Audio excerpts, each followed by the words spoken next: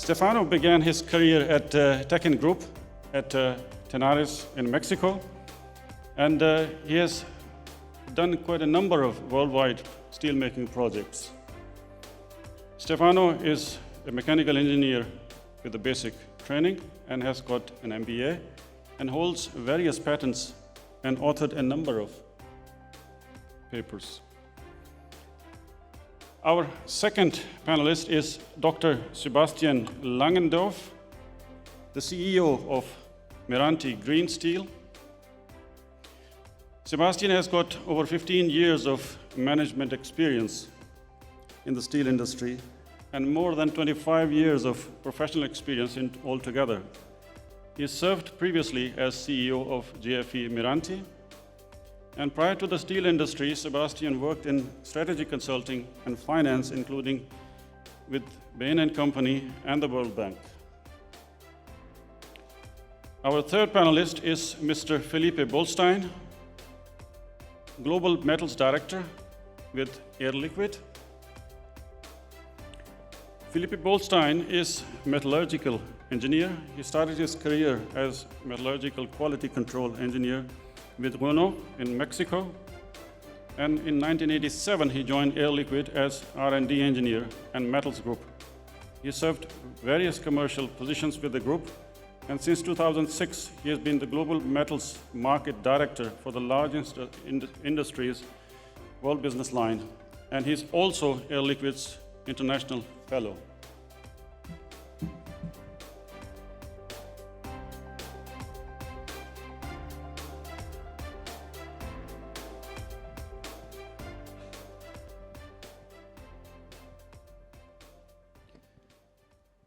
As I said earlier, that we have heard quite a lot about how do we make those material choices, how does it determine the quality of the energy or the amount of energy we are going to end up using, and then what does it play as an influencing role in the choices of technology, depending on where in the world you are.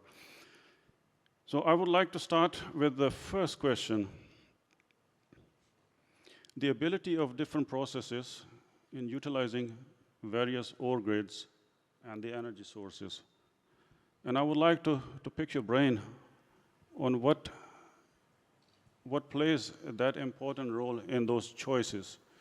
We have got the different various backgrounds there, the technology development, steel makers, as well as the process engineers.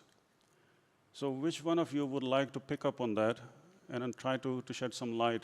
What is the mystery there behind the ore quality? What type of process is going to end up with there? Which one of you would like to start?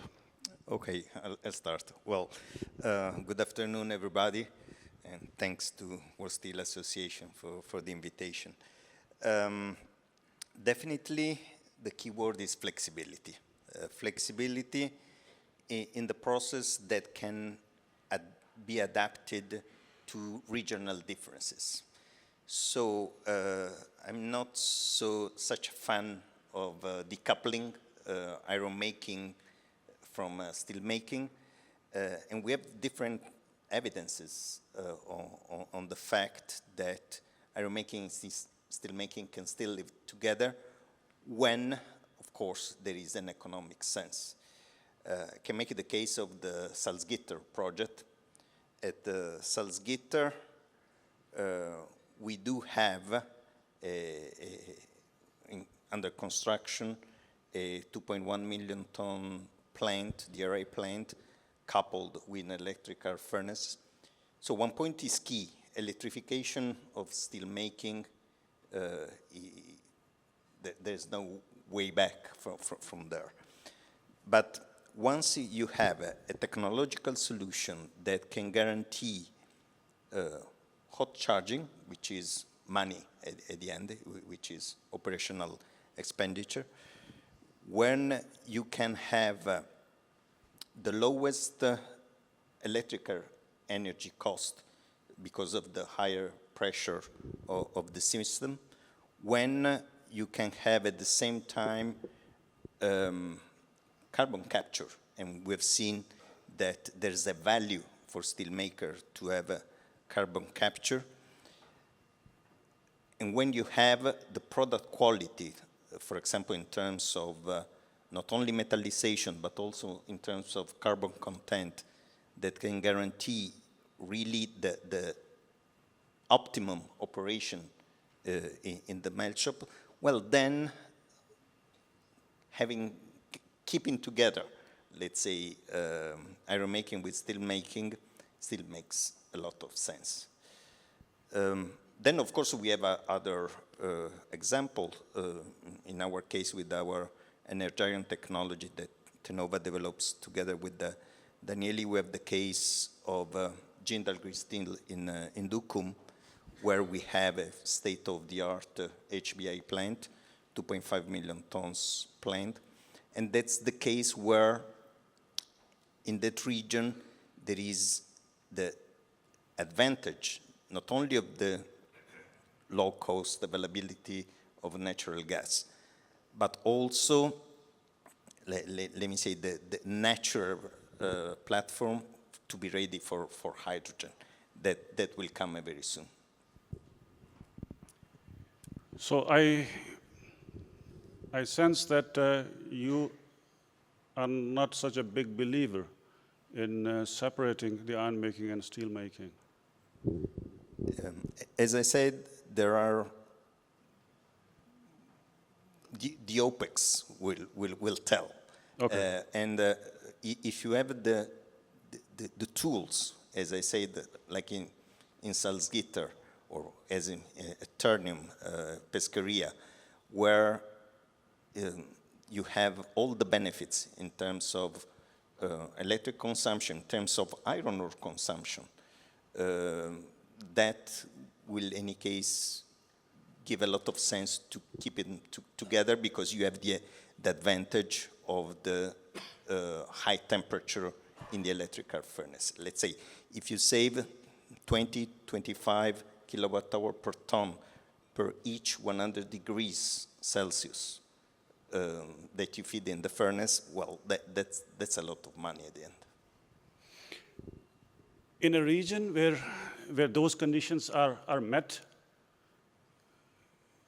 I take your point there that it will not make a sense that, okay, why would you just do that just for the sake of separating iron making from steel making? But in regions where those conditions are not there, if you are hard pressed in order to make CO2 reductions, you might end up with a situation where you have to make iron somewhere else and then do the magic, which is the steel making, which many of the steel makers, they feel better positioned there. And I would pose that question now, the next one, to Sebastian. You have got a similar model that you are working with, that iron making will take place somewhere else, and steel making part will be done at a different location there. So is it because of that set of conditions that are not met where you are making the steel? So firstly, good afternoon, everyone, and thanks to the World Steel Association for the kind invitation. I think, Dr. Rizwan, you used the key words which are in regions where the conditions are met. And I think this shows that the conditions in different regions differ vastly. And we believe there is different avenues depending on the regions.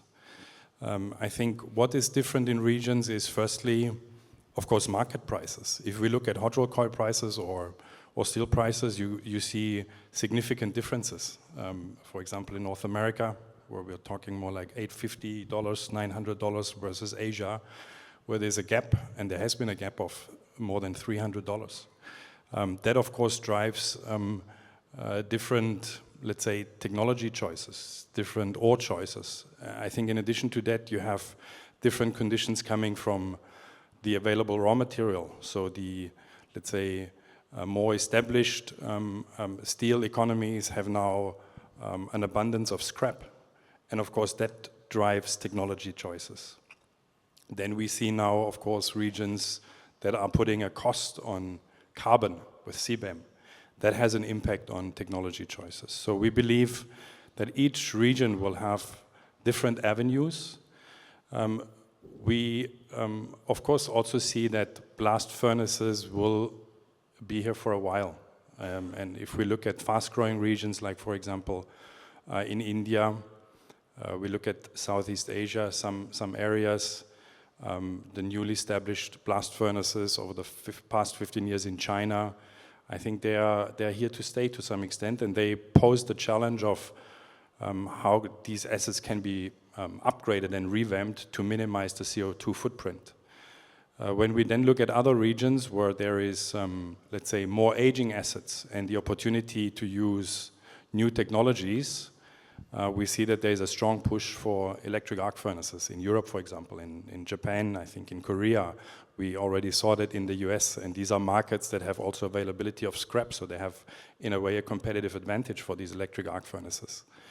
And then I think we see a third avenue, which is what we are focusing on in our project in Oman, which is a merchant HBI. So an HBI that can be traded, that can be transported, that can be used, of course, mainly for electric arc furnaces, but potentially even partly for use in basic oxygen steel making, or potentially even blast furnaces to a limited extent. So we see merchant HBI and green iron as a third avenue. And of course, green iron will look for conditions where energy is very competitive. In our case, we're looking at gas and green hydrogen as a combination. And so to conclude, I think we're seeing different avenues depending on the conditions in each region.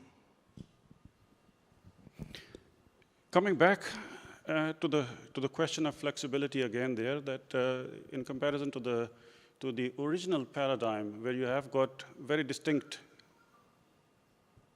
separation between the processes, that this one is a scrap-based operation EAF, this one is a direct reduction site there, this is a blast furnace site there, and there might be a bit of use of scrap in all of those three, but those are going to start fusing there. And if you really want to be robust and flexible, take the for example that, okay, if we say extrapolate the time 5 years, 10 years into the future there, even 100% DR operation will not be operating with 100% DR, because economically it might not make very good sense that you will have to use some amount of scrap in order to make some compromises. Both what type of product you are making. If I may, I think the biggest change has come from the technology on the electrical furnace. Electrical furnace was historically linked to long products production, while now the technology of electrical furnace has evolved in such a way that it can be produced single heats up to 340 tons with special characteristics in terms of control of the slag of the charge for nitrogen pickup control, with the right steering. Let me say Tenova has, I would say, one of the benchmark technology with the cone steel and the cone steerer that definitely enhance this capability to guarantee the quality of the liquid steel to produce flat products, with the combination, as you just said, of hot DRI possibly, having the advantage, let me say, of the hot charge, together with the hot scrap coming from a preheating system like the cone steel. So the AIF is the key, as I said at the very beginning. Then, of course, the availability of a high-quality scrap will not be sufficient, also depending on the region, to to produce high quality steel, then DRI or eventually HBI becomes definitely need to complement the charge. If we look at the processes from the input side and say that, okay, we are talking about a mix of scrap and iron ore.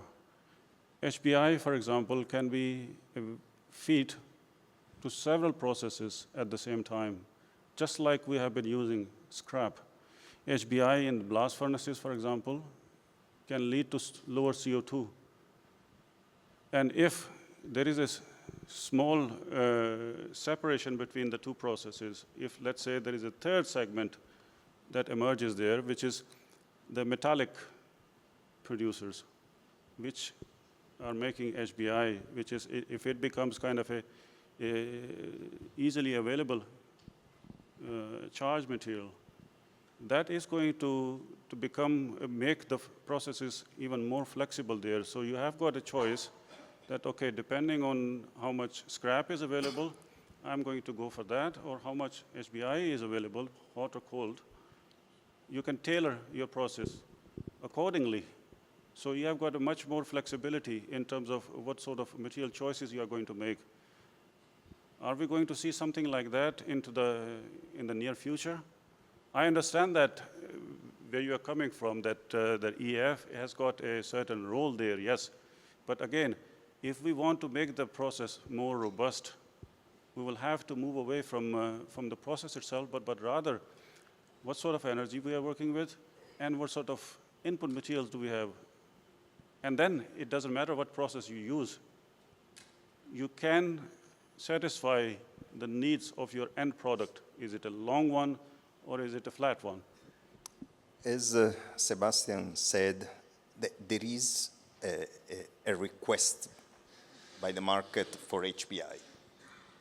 But HBI, I will say, is a necessary evil. Let's say, as a former process engineer for electric arc furnace, HBI is bad for melting. It is a fact. Let's say it doesn't melt well. It doesn't foam well. So Nucor, for example, has clearly taken a decision. They want cold DRI, because cold DRI, you can dose it, you can balance it correctly, it melts very well. You can adjust the carbon according to the chemical package that you have. So definitely, you're right, you can adjust the process, correct. But again, HBI is a need for the market, but it's a necessary evil, I will say that. Yeah, and Stefano, if I can just add, there is also, I think, a limitation in terms of the amount that will be available. I think if we look at the raw materials that are needed, the high grades, we can see limitations. So I think it will be a complement. I'm not sure if I would call our product necessarily evil. I think it can play a very important role actually in complementing scrap. It can play a very complementary and beneficial role in let's say the low grade iron process route as well. It can be transported. Yes, productivity will go down because tap-to-tap times are longer, but there's also technological process to make sure that the feeding of HBI into the electric arc furnaces becomes smoother. So in that sense, we believe that, and coming back to what you mentioned in the beginning, which is absolutely correct, I believe, the flexibility. HBI will give that flexibility in a limited amount, and we believe it has to be competitive. So in addition to decoupling, for us what is very important is the transition. So the transition from natural gas with some hydrogen to then slowly and step by step increase the hydrogen. If we went now for a full hydrogen-based solution, we would believe that potentially the HBI would not be competitive, taking into consideration the transport that is required and so forth. So transition, plus a focus on regions where energy is very competitive, we believe is a very good foundation to establish HBI as a value-adding product in all the routes that are already in the market. If we speak about breakthrough technologies, we haven't seen yet in the market, but I'm sure there will be soon some producer of merchant pig iron through the DRI electric melter configuration. That's something nice. Let's say steel makers do like pig iron. So we need some brave investors that are capable to, are willing to invest in something, I will say, at hand in terms of technology. It will be breakthrough because it will be something new, but that's definitely, merchant pig iron will be another solution soon. Philippe, I would now like to turn towards you from the process side, and that is, how flexible is it for us? And we have heard on a number of those presentations trying to optimize and modify the existing technology, a fantastic technology that we have had over decades, and that is blast furnace. And we have seen the attempts and even the results, which are very, very promising, trying to reduce CO2 intensity of the blast furnace operation upwards of 20%, so 30%. And in some of them, they have the promise to do between 40 to 50%. So rather than us trying to make that jump all in one go, let's say from 100% to 0%, is there that in the medium term, that possibility that we can try to tweak those processes, try to adopt our existing processes and the investment also in the meantime by, for example, strategies of, let's say, hot blast, injection of hot hydrogen into the blast furnaces. Several of those attempts there.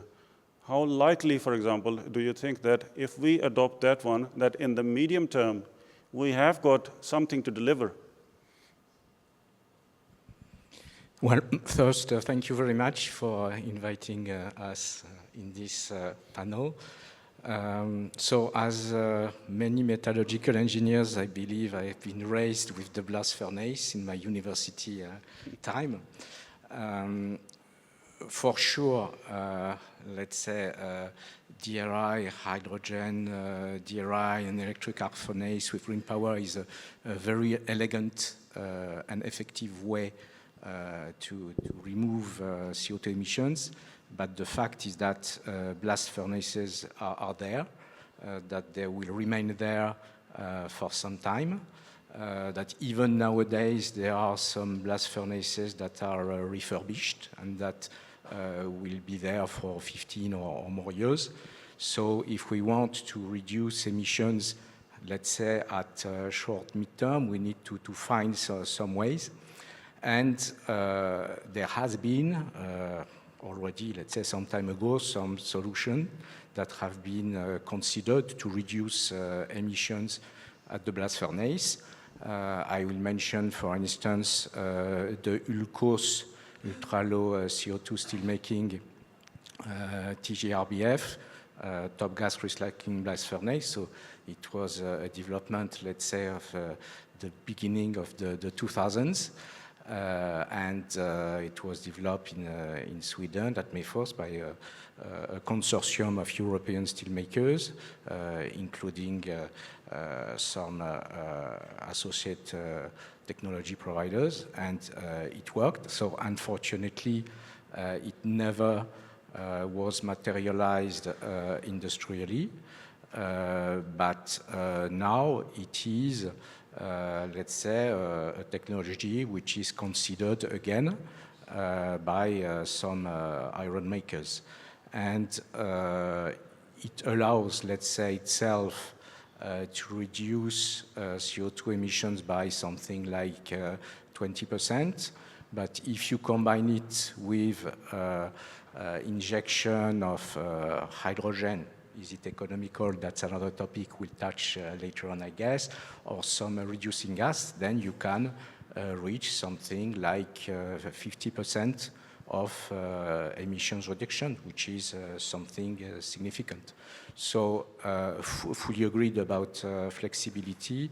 There is a sentence that has been said several times here, with which I agree totally, is that there is no silver bullet.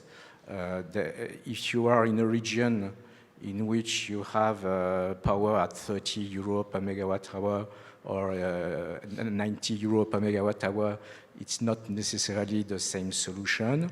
That's the first fact. Second, you have the political uncertainty, the regulations. We don't know what they will be in 10 or 20 years, and sometimes we don't know what it will be in the next months. So green premium, for instance, the green steel premium, what will it be? So with this level of uncertainties, there is a need to develop several technologies, and there is also a need to think about the blast furnace. No, that's a very good angle that you have presented to us. That it's not only one way of looking at it. From the material point of view, from the energy point of view, there are several other conditions. The market conditions, for example, they can very quickly upset all of your projections, all of your planning. If certain things change from a month to the next. I would like to pick your brain on the quality aspect of the raw materials. You highlighted the role of the high quality or the need of high quality iron ore. But some will agree in this room. I have had discussions with several OEMs, and they told me that, yeah, this is not true, that the direct reduction process only requires or can only run with the high quality iron ore.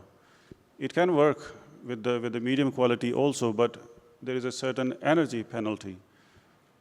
So if you have to introduce, for example, the electric smelting process in between there? Yeah, at the end, although, let me say, it's a complicated plant, the task of a direct reduction plant is very easy. It removes oxygen, that's it. If we have a lower grade iron ore, we have to remove less oxygen. So it's counterintuitive, but with lower quality ores, the consumption of the DRI plant go down. The natural gas consumption goes down because we produce more tons of DRI, but with less iron. And so we use less natural gas. So it's counterintuitive, but at the end, the task assigned to the DRP is much less. The cost is in the melting phase. So for the DRI section, no problem. For the melting section, that's where, of course, you have to melt a lot of gangue. Yeah. But here, let me say, beside the debate, let's say, between electrical furnace or smelter, which type of smelter, I think there will be more and more projects with this solution because there will be a lack of high-grade iron ores. Pellet capacity, I don't think it will be, there will be a deficit. Let me say there are many pelletizing projects. It's quite also easy, let me say, to do a pelletizing plant. It's a capex investment, but let me say it's not rocket science. The point is the quality. But at the end, it's also a cost analysis. Let's say you can produce steel with lower quality iron ore. We have the case of Ternium, for example. Ternium, their own mine doesn't produce high quality pellet as defined in the market, but they do very good business by using their own ore, having, for example, not a benchmark yield in the electric arc furnace. So yes, you're right about this thing, that there is that certain energy penalty that you will have to pay. You cannot cheat. I have not come across many comparisons between the two options, let's say, of using the low quality or medium quality iron ore and then paying that energy penalty versus beneficiation. So let's say if you had a choice between the two, beneficiate, upgrade it, and then you go from the DR directly to the EF versus the other option there. So can somebody just shed some light on these two possibilities? Which of those two possibilities would be a better option if you had the choice? Well, I think ultimately it will be regulated by the market and the price in different segments. So there's, I think, a supply curve. So let's say for high-grade iron ore and the beneficiation and the pelletizing, the entire supply chain, I think if there's a high demand and willingness to pay for these high grades, because there is potentially a quality advantage, a yield advantage, but also a CO2 advantage, I think there will be more supply coming, of course, always with a lag that is required for the development of these additional capacities.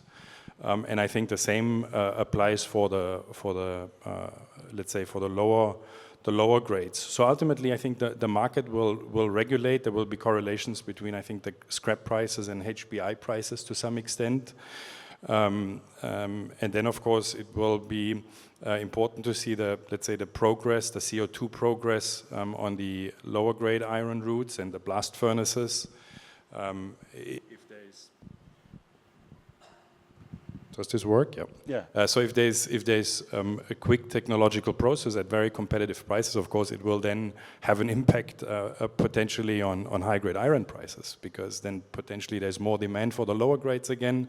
There's less demand for the higher grade, so the higher grade and the HBI will become more competitive and there will be an equilibrium again. So I think we will see these market dynamics continuously evolving. I think what I found very interesting this morning was what Dr. Besson said in his opening remarks, which was he's overall very positive.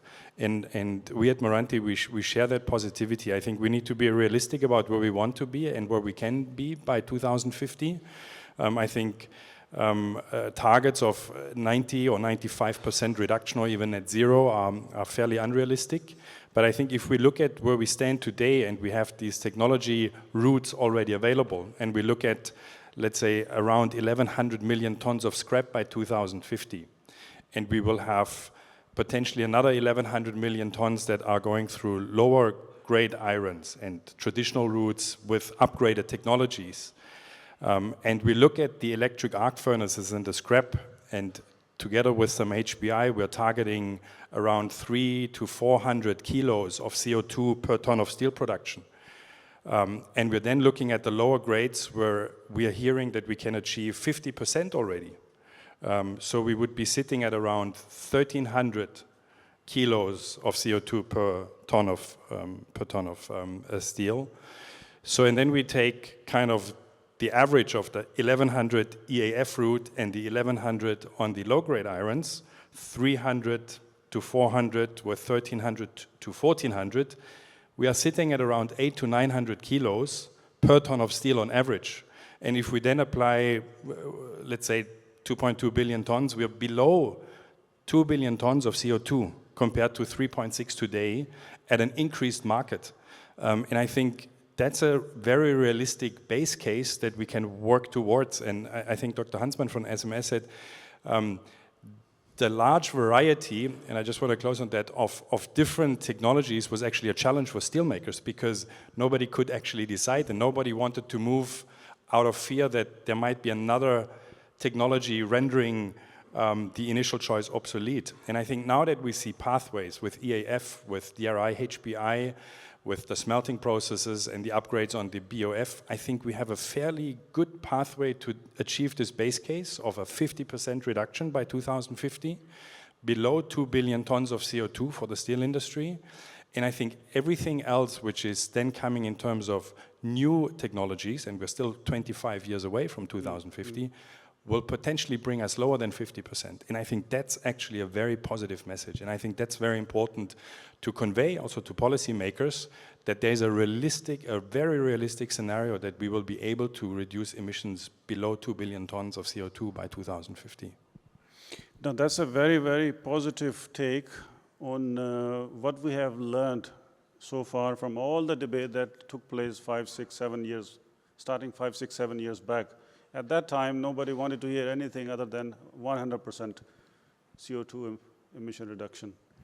But the reality, for example, the reality check, all of those amount of money, for example, that was thrown across the world on that dream there that, okay, we are going to get there in the next 5 years, in 10 years, we realize that this is not how things are going to work there. There is not one single bullet that is going to do the magic. But even with that reality check, we have realized that, hold on a second, this 40%, 50% across the weighted average is a massive achievement. And that no other industry which is heavy on CO2 has got that potential or that possibility to show for it. I will make the very nice example of the plant we have done with the HBIS. At HBIS, the plant is using coke oven gas, which is extremely richer in hydrogen. Of course, it's not green hydrogen, but it's a very smart use of what is available. So instead of just burning COG, which is the natural use that it's done, which is COG, you use it as a reductant. So it's been a breakthrough, because it's the very first plant to be operated fully with 100% COG, and that's definitely a good case. Compared, for example, to what we did with the hybrid that, okay, it's 100% hydrogen, but of course the scale that doesn't allow to extend it with the cost that green hydrogen has nowadays. If I may add to the positive view, we should not forget that half of the crude steel production in the world is made in China. And in China, there will be more and more scrap.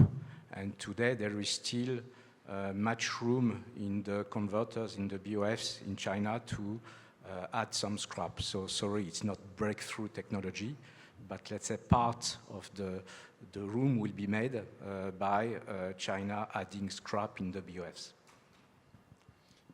Yes, and we sometimes limit ourselves by some numbers that, okay, we can only go so much in terms of input of scrap into the converter, but people have tried it, and then you can easily increase the ratio depending on if it is easily available and if it is economical to use scrap, that you can put up to upwards of 35%.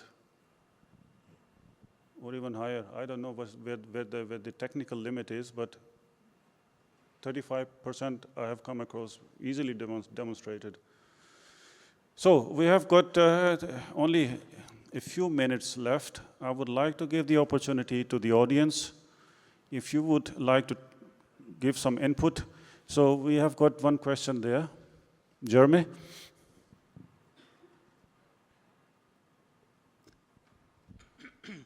So I'd like to clarify a few things because we have clients that ran 70% HBI, made 160 metric ton heat in 35 minutes. So don't tell me that we can't use HBI. You have to know how to use it properly. You have to know how to balance the inputs to the furnace. Another point on the gangue content, and I'll bring this up tomorrow when I talk about scrap. Dirt and scrap is gangue. People have a different standard for scrap than for OBMs, which is absolutely absurd when we're dealing with the same things. The biggest impact of gangue is not just the energy for melting this gangue. The biggest impact is the yield loss of iron. When you double or triple your slag volume, you double or triple your iron losses. So you can easily lose 3, 4, 5% yield in an EAF. That's what makes the energy balance. Now you have the same kilowatt hours, but it's spread over only 95% of the product. And so it has a huge impact. So a lot of this goes back to fundamentals. And to answer your question, the limit on scrap use in a BOF is 100%.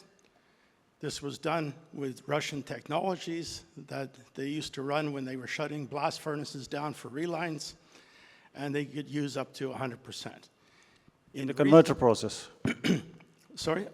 They use 100% in the BUF. Yes. But reasonably, people stretch hot metal all the time by adding either carbon or ferrosilicon into the blast furnace. These are extreme cases, but you can go to quite high levels, 50% scrap if you want to, by doing that. The problem is if you use something like ferrosilicon, you increase the slag volume, now you have slopping problems, and so you have to deal with it. So yes, it's not always perfect, but all these things are technically possible. If you understand the fundamentals of what's happening in the steelmaking process itself, you can do lots of things. And again, it comes back to, does it make economic sense for what I need to do right now? The other thing is that when we operate flat product mills, EAF-based now, we engineer our cycle time. We might use 2 different scrap mixes to make the same product because one day we're running the caster wide and we need to produce it faster. Another day we're running the caster narrow. We don't want to run as fast because now the caster is the bottleneck. So all of these things factor into how you run an EAF plant. And I think people oversimplify things and they don't really understand these nuances. Now, okay, maybe not everybody's doing that, but the guys who are the top 5–10% in terms of cost and product quality are doing those things. So the other thing is when you produce flat products in an EAF, on an average basis, you're going to use 1/3, 1/3, 1/3, 1/3 OBMs, 1/3 prime scrap, 1/3 obsolete. That's generally true for all of the plants in North America. In Europe, when integrated plants started to transition and want to transition to EAF, they immediately go to 80 to 90% DRI. That doesn't necessarily make sense. And everyone says, well, we have a shortage of scrap, we have a surplus of scrap. The problem is we have lots of scrap, but it's not the right scrap. In Europe, you export 20 million tons per year of scrap because it's not the right scrap. Okay? We export a lot of scrap from the US. We also import scrap from Europe and from Canada that's prime scrap. We're one of the few areas that imports prime scrap because, again, to maintain that balance, you have to have other sources of prime scrap. So it's not I'm just trying to tell you, it's much more complicated, the situation, than people think. And so you need to really dig down into this a lot more. Man. No, I take your point. Things are not simple there, and you cannot make a choice or a decision just based on a few preconceived ideas. So that's why we have got that debate going on, and I like a bit of controversy and some disagreement. That's how you learn. So look forward to your presentation tomorrow. So anybody else?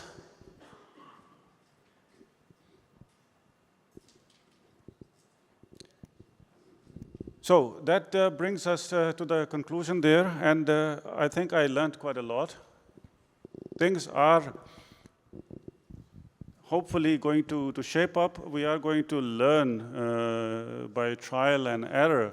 And one thing really stands out, that our even existing processes, they are flexible enough to handle all of those changing situations, the availability of scrap, because certain economies, they are going to mature, and then we are going to see more and more scrap becoming available there, but then it becomes kind of a question of, are they going to let that scrap leave the borders, because scrap is going to be treated as something that is going to make you shine, contribute towards your lower CO2. So then the debate becomes, okay, scrap prices versus the virgin ore prices.